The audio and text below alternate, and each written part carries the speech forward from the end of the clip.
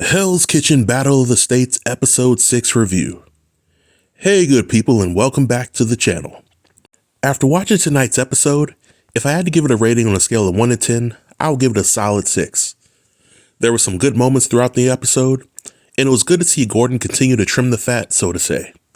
But over the course of this video, I want to talk about the important happenings from the episode, as well as the elimination, and the team switch at the end of the episode. So without any further delay, let's jump right in. The first important happening would be the episode challenge. In this challenge, the chefs were tasked with creating an elevated fried chicken dish. And while fried chicken is a relatively simple thing to cook, making an elevated dish that not only looks appeasing, but reimagines fried chicken could be considered harder than one would imagine. The interesting part about this challenge was that the guest judge was a fried chicken guru and he didn't play. About half of the scores that the judge passed out were 3 out of 5. There was 1 5 score, 2 4s, 2 2s, and 2 1s for good measure. The red team ultimately won the challenge, but in my opinion, this was yet another example of the blue team fumbling the ball at the 1-yard line versus the red team having a decisive victory. And for this challenge, the fault of the blue team losing falls on John and Chris. John tried to make a fried chicken roulade, which was dry and lacked flavor, while Chris had a chicken dish that had a lot going on, and it was also undercooked. Now, nobody in the history of culinary arts have ever requested that their fried chicken dish be cooked medium rare. But when it came to the red team, I thought it was pretty telling that Lisa was the only person to get a 5 out of 5.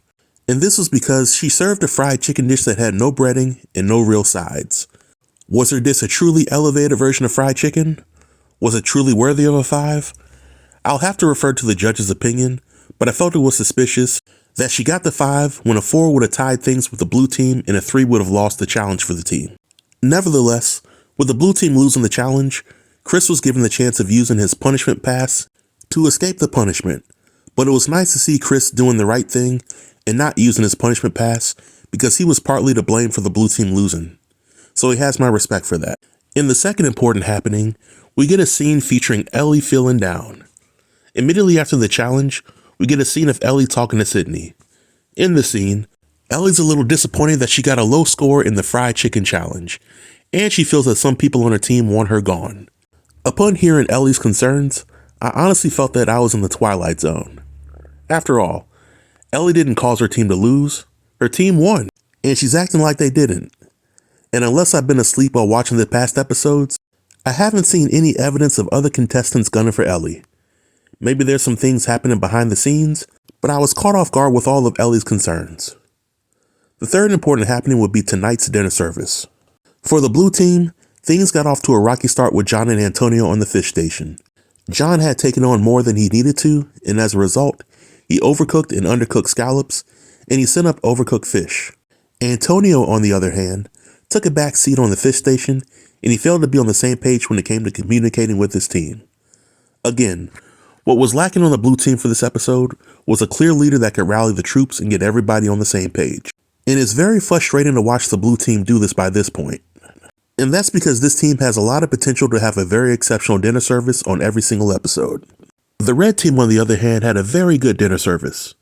The team had a minor hiccup with Lisa getting adjusted to the garnish station, but outside of that, the red team communicated very well with one another, and they didn't have a lot of mistakes.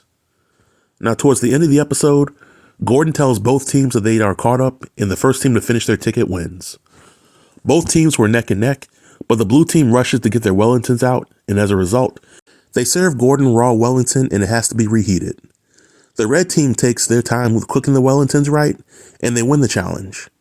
Now, this win was well deserved, and I gotta commend Alexandra for bouncing back from last week's disastrous dinner service. Now, because the blue team lost, they had to nominate 2 chefs for elimination. The team nominates John and Antonio for elimination.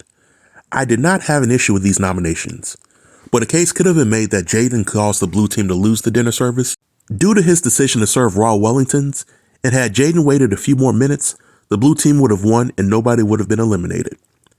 But when it comes to who the blue team would be better without, I've said from day one that Antonio wasn't built for Hell's Kitchen, and this is no slight to Antonio. Antonio has been very consistent when it comes to serving good dishes in the cooking challenges, but he has always disappeared during dinner service. Gordon ultimately chooses Antonio for elimination, which in turn makes me more confident in the list that I have for top 10 chefs.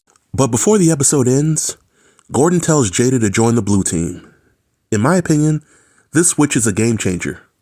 For several weeks, I mentioned how the blue team was without a true leader, as well as somebody that could consistently do great in dinner services and challenges. So Jada is definitely the X factor for the blue team. And because she's used to working in male-dominated environments, I think her personality will mesh well with the guys. So as I saw the previews for the next episode, it seems like Anaya is going to have a mini meltdown over Jada no longer being on the red team. I think that the previews are a bunch of smoke and mirrors though.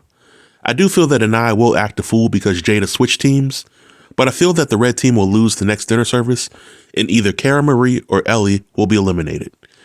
I think that Anaya will have some struggles during the next dinner service, and I think that Gordon will give her a much needed reality check and let her know that she either needs to shape up or ship out with her antics. But that's my opinion, and this marks the end of the review. Please feel free to leave all comments below in the comment section, and I'll be sure to reply to everybody. Until next time, stay tuned and stay safe. Peace.